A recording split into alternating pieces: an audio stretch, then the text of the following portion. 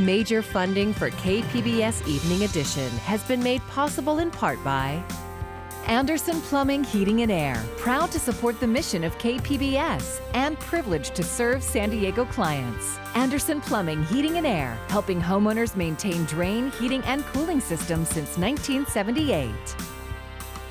And by the Conrad Prebys Foundation, Darlene Marco Shiley, and by the following.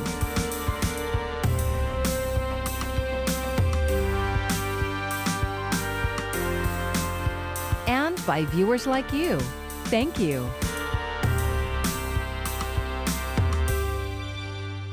Good evening. It's Friday, September 25th. Thank you for joining us. I'm Maya Trabulsi. Mail-in ballots will be sent out soon, and a local party is calling out one of their own ahead of early voting. KPBS reporter Matt Hoffman says San Diego Democrats are again accusing candidate Sarah Jacobs of duping voters in the 53rd Congressional District. She can do this, but it's wrong to do it. And San Diegans need to know that there is only one Democratic candidate who has been endorsed by the party, and that is Georgette Gomez, the council president of the city of San Diego. Back in February, the local Democratic Party called out Sarah Jacobs for putting the phrase, quote, endorsed by California Democrats on her campaign mailers. Now they say she's doubling down by having it on her ballot statement for the upcoming general election. We often refer to ourselves either San Diego Dems or San Diego Democrats or California Dems, California Democrats. So it's specifically meant to mislead voters in this election. And it's sort of a pattern. Jacobs and Gomez are both Democrats. Jacobs finished ahead of Gomez in the March primary, but has not been endorsed by the party. A state party official says endorsements are taken very seriously, and for a candidate to imply they have one is deceptive and frustrating. Sarah Jacobs is going to be spending a lot more money and designing a lot more ads and signing off on a lot more messaging, and we want to make sure that we nip this in the bud. The Jacobs campaign says there is nothing to nip in the bud, and endorsed by California Democrats is taken out of context of the full ballot statement, which goes on to list supporters. A spokesperson says the language was approved by state election officials and the Gomez campaign never made a legal challenge when they could have. The spokesperson also points out the party's complaint comes just days after a poll showed Jacobs with a double-digit lead over Gomez. I think it's a fair point to say this has been in the public domain, this ballot description has been in the public domain for a long time. I think the poll that I saw this week showed that this is a race that is still very much up for grabs because neither of these candidates is above 50%, and really neither of them is above 40%. There are a lot of people still making their minds up between these two Democrats, and I think we're going to see over the next month and a half an all-out war in this district. UC San Diego political science professor Thad Kauser says research shows voters look for party endorsements, and there's something candidates vie for. He says this is a preview of what's to come. The fights within a party are often as ferocious as the fights between two parties, especially when so much is at stake here. So this is a seat that's safely Democratic, and getting this seat could be a generation of political power for whoever wins this. The 53rd congressional seat is currently held by Democratic Congresswoman Susan Davis, who is retiring after nearly 20 years. The district has nearly double the amount of registered Democrats as Republicans. Matt Hoffman, KPBS News. While San Diego County teeters on the edge of entering the purple tier of coronavirus restrictions, one school district is moving ahead with plans to reopen. It's not looking promising. Today, the county reported 2 more deaths and 405 new cases. That is the highest single-day case number since September 11th. 9 of those are connected to San Diego State University. Meanwhile, Poway Unified School District says students can return to elementary schools early next month. Here's KPBS education reporter Joe Hong. The Poway Unified School Board voted Thursday to move forward with a phased reopening of its elementary schools. 9 of the district's elementary schools will reopen on October 1st, and the remaining 14 will reopen on October 12th. At the board meeting, Superintendent Marianne Kim Phelps addressed confusion about what would happen to the district's plan if the county enters California's most restrictive purple tier. Under state guidelines, counties in this tier would not be able to reopen schools if they haven't already started in-person learning. But because Poway Unified has started offering in-person services to small groups of students at all of its campuses, the district is safe to move forward with a more comprehensive reopening. Now all of our schools are considered open. So therefore then, whether we move to purple or red, all of our elementary schools can go ahead and proceed to open on our scheduled dates. The district also presented its plan to ensure hygiene, safety, and social distancing after reopening. Nonetheless, some parents raised concerns during public comment, saying it was too early to reopen even elementary schools. I believe it is too soon, and I don't feel comfortable with my daughter being a guinea pig for the rest of the districts as they wait and see what happens to ours. The district is also hoping to open its middle and high schools sometime this semester, but the board has not yet decided on a reopening date for its secondary schools. Joe Hong, KPBS News. UC San Diego is moving forward with contact tracing for the coronavirus on campus, and they'll use technology to do it. Those on campus can now download an app on their iPhone that will let them know if they've come in contact with someone who later tests positive for COVID-19. University officials hope the cell phone technology will help them avoid the type of coronavirus chaos that has left 953 infected at San Diego State University. And the San Diego State Aztecs will play football this fall. KPBS reporter Jacob Ayer says their conference, the Mountain West, will start a shortened season on October 24th. San Diego State is planning on playing an 8-game schedule this fall. That schedule isn't out yet, but the conference is planning on playing its championship game on December 19th. Still, it all depends on approval from state and local public health officials. I'm more worried of making sure we're getting accurate and testing that we can really rely on, and it's going to be rapid testing. Mountain West has partnered with New Jersey-based Quest Diagnostics to implement COVID-19 testing protocols during the season. All athletes, coaches, trainers, and on-field personnel will be required to undergo antigen testing 3 times per week.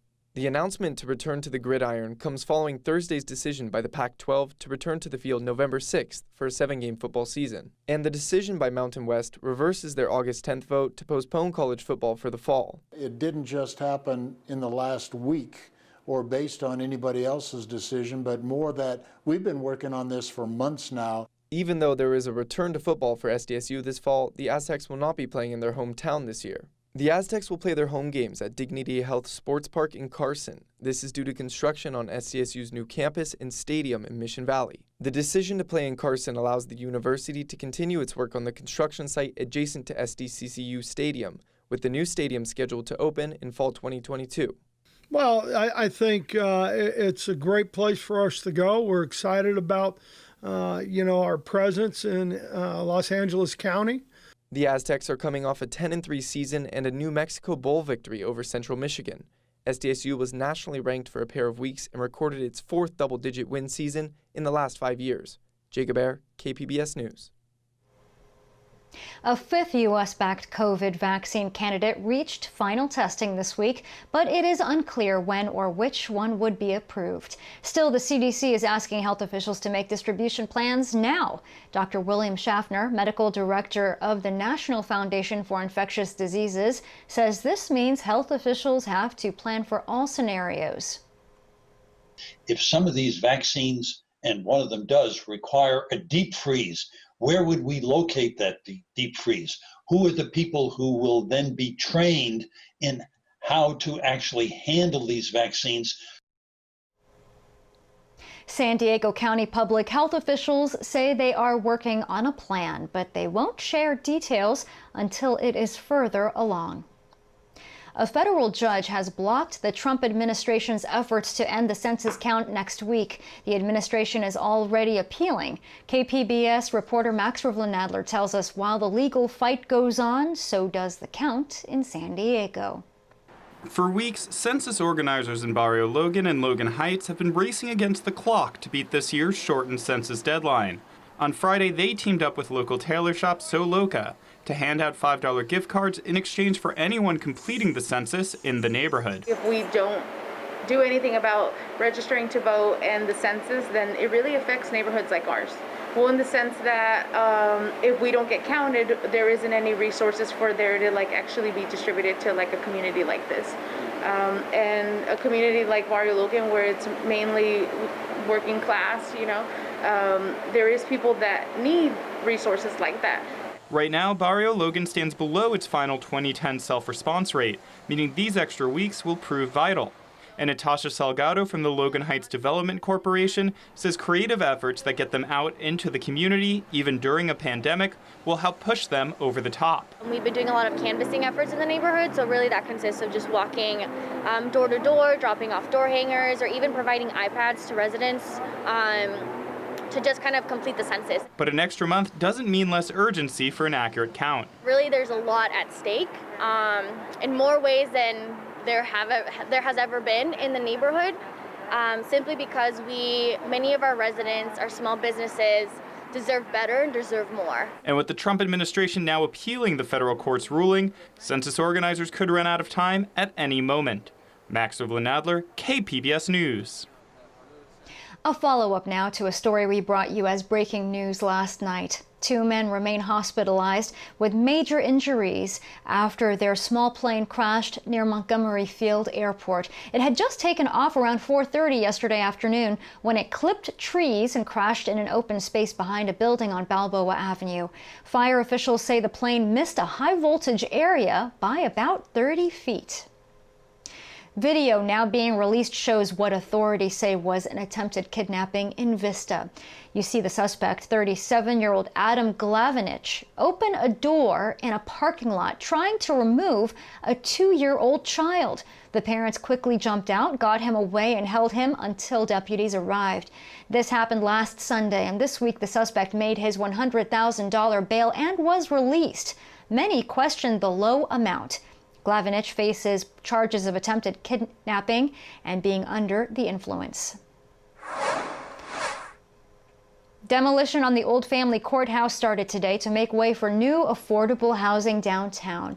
An 8-story building will go up at 6th Avenue and Cedar Street. It will have 120 units for families and seniors earning less than 60% of the area median income. Groundbreaking is set for 2024. Supreme Court Justice Ruth Bader Ginsburg makes history one final time, lying in state at the U.S. Capitol. As Stacey Cohen reports, the honor comes the same day as reports about who the president will pick to replace her. It's considered one of the highest honors. I have the high honor to welcome Justice Ruth Bader Ginsburg to lie in state in the Capitol of the United States. She does so on a catafalque built for Abraham Lincoln.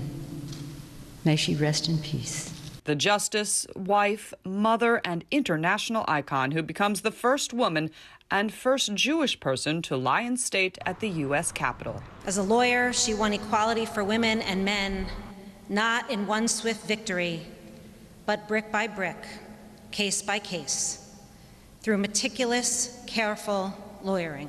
Only 38 people, including Ginsburg, have received this honor since the practice began in 1852. Ginsburg died last Friday at the age of 87 after serving on the Supreme Court for 27 years. Family, friends, and dignitaries paid their final respects. Ginsburg's personal trainer did 3 push-ups in her honor. President Trump paid his respects yesterday by visiting the Supreme Court. Trump was in Florida Friday morning following a campaign rally in Jacksonville Thursday night. He plans to announce his nominee to replace Ginsburg on Saturday.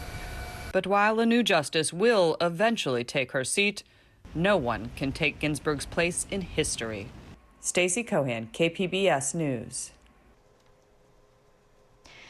Multiple news organizations are reporting that President Trump plans to nominate federal appellate judge Amy Coney Barrett. She is the only contender known to have met with the president and was a previous finalist. Barrett is a Notre Dame law professor and a former clerk for the late Justice Antonin Scalia.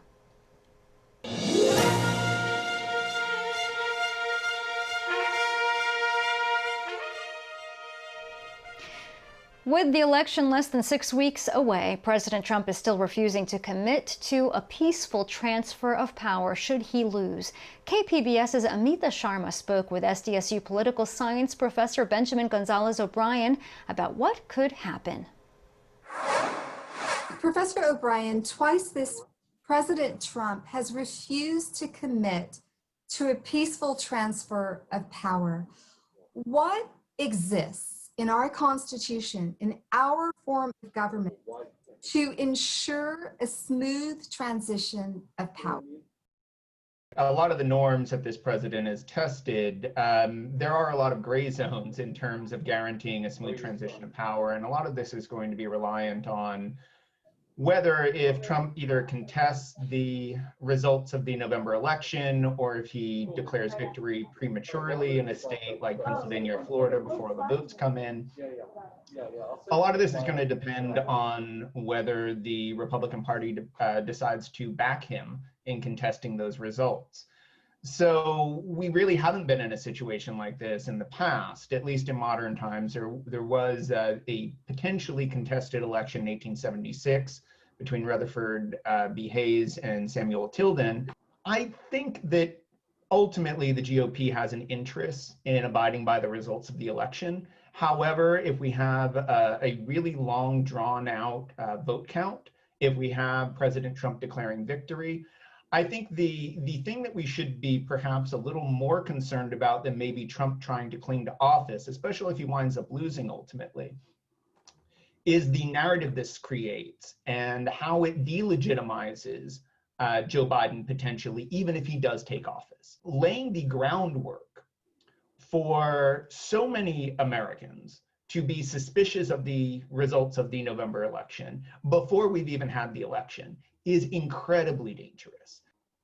Along those lines, an article in The Atlantic this week reported that President Trump and his lawyers are contemplating a legal maneuver if he should lose the election, where they would go to states, key states that he may have lost, and ask state legislators to bypass voters and appoint electors who favor Trump. Could such a plan work? It could. And that is one of the concerning aspects of how the Constitution sets up how electors are chosen, as well as the kind of refinement of that under the Electoral Count Act of 1887. So this is a legal strategy that could work for the Trump administration, and especially in very close states. What are the chances that we're going to know the winner of the presidential race on election night? I think that it is probably unlikely with the number of states that are allowing people to cast ballots by mail. It is unlikely that we're going to know on election night. Professor O'Brien, thank you so much for speaking with me today. No problem. Thank you for having me. Mail-in ballots will be sent to San Diego County voters starting October 5th. We have more information on our website at kpbs.org/election. There has been a renaissance of bike riding in San Diego County amid the pandemic. There are also fewer bike crashes and injuries, perhaps because of less traffic. As KPBS Metro reporter Andrew Bowen tells us, advocates want that trend to continue. I'm biking with Oscar Tavera through Terralta Park, one of the stopping points on the self-guided Black, Indigenous, and People of Color History Ride. Tavera is a board member of Bike SD and helped organize a small group bike ride along the tour. Terralta Park was included because of its significance to the history of City Heights. The site itself is a great visual representation of what can be achieved. The community organizers were able to advocate for this park after the State Route 15 was constructed. It bisected the two communities, but this park was able to kind of join them together. It's making street-level connections like these that Tavera sees as central to Bike SD's mission. And one of the few positives of the pandemic is that people have become more apt to get on a bike and explore their city. He and others are hopeful that the new habits stick after the pandemic is over.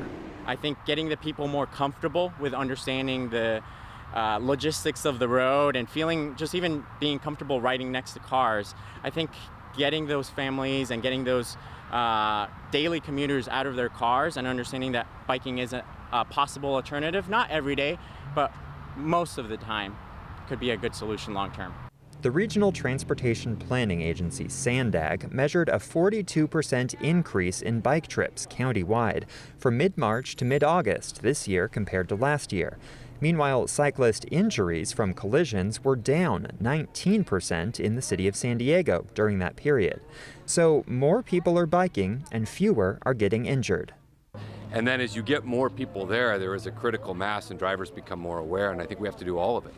County Supervisor Nathan Fletcher also sees a window of opportunity to make lasting change to reduce traffic congestion and greenhouse gas emissions. His office recently launched a program to give away up to 400 electric bikes to county residents. He says e-bikes are especially promising in San Diego, which is spread out and has lots of hills. And I think this program is a perfect complement to come at the right time to inject electric bikes in there, which are much easier to use as a commuting than a traditional bicycle. And so I think we really need to think about, as we come out of this, how do we maintain and expand the progress we've seen in this area. You know, one life lost is too many. One person injured is too many. Hassan Ikrada is executive director of SANDAG, which gathered the cycling data. SANDAG recently completed 8 new traffic circles in the city of San Diego, meant to slow down cars and improve visibility of cyclists. Ikrada says they're an improvement, but they're still not enough. Eventually, we have to get to a place where we figure out how we separate bikes from traffic. And I think our long-term vision for San Diego region will envision a bike network that will provide San Diegans the ability to ride without having a fear of hit by a car. Like Tavera and Fletcher, Ikrada hopes the increased interest in biking brought on by the pandemic will change mindsets around building new protected bike lanes. Some projects have been delayed by several years, often under pressure from residents who don't want to sacrifice any road space currently dedicated to cars. We need our communities to be willing to give up something they got used to, just simply because we believe a multimodal approach to any community is a great way to sustain that community. Advocates say the great promise of the bike boom during the pandemic is expanding their constituency. Things like e-bikes and safe protected bike lanes can make biking accessible to more people, like older adults or families with small children. Hey, this could be a simple thing that you could start doing on the weekend, and it's not a 20-mile commute, but maybe just starting around your block in the neighborhood. Andrew Bowen, KPBS News.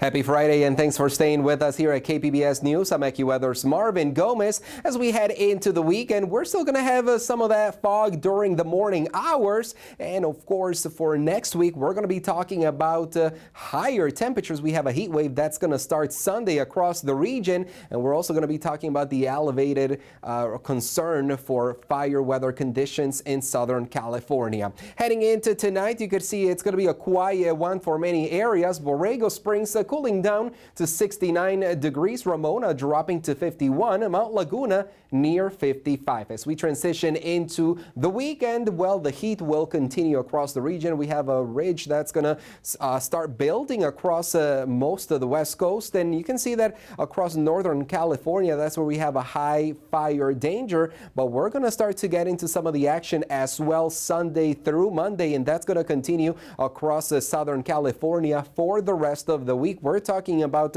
very dry conditions and gusty winds, perhaps even a higher risk for fires at some of the higher terrain. Here's a quick look at tomorrow, Saturday, looking at a high near 102 degrees in Borrego Springs, Ramona 88, in San Diego near 75. Still very pleasant out there along the coastline. But as we take you into the next couple of days, you could see that already as we transition into next week. We're talking about highs in the mid-80s for Tuesday and Wednesday along the coast. And as we transition towards inland areas, we're going to be warming up as well. Mid-80s for the weekend, and then we get into the 90s for Monday, very close to the triple digits on your Tuesday. The higher terrain, very breezy starting Sunday. And as we head into Monday, it's going to be breezy out there. Some gusty winds blowing all of that dry air. Not something we want to be dealing with for sure. In the deserts, it's going to be a hot one, triple digits. As we head into next week, that will continue. It's going to be very hot out there, so make sure you are staying hydrated. For KPBS News, I'm AccuWeather's Marvin Gomez. Well, you can't watch the San Diego Padres inside the ballpark, but this might be the next best thing. The team is hosting a drive-in event in a parking lot outside Petco Park. The Padres postseason watch party will take place during next week's wild card round. The games will be shown on 3 large video screens to fans in their cars. Tickets are available now. The book Native Son was published in 1940 and made into a film in 1951. KPBS film critic Beth Accomando says you now have the opportunity to see the fully restored and uncensored film through Kino Marquee.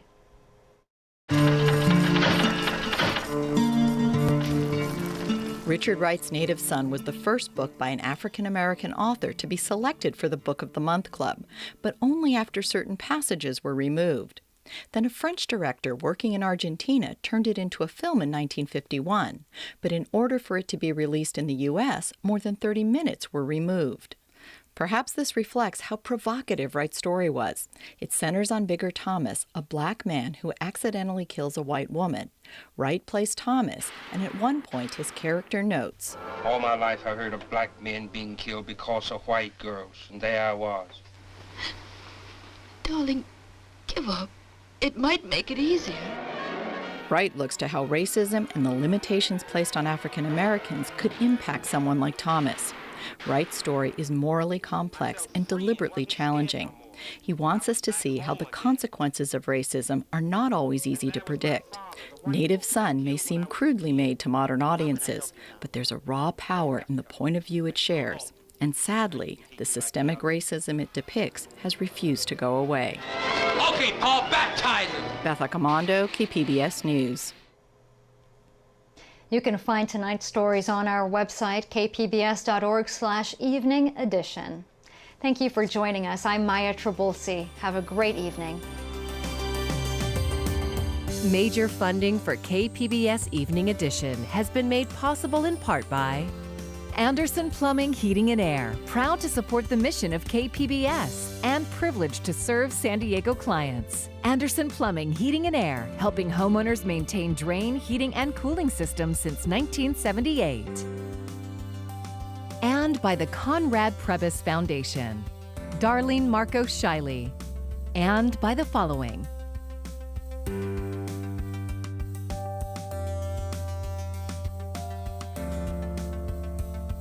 And by viewers like you. Thank you.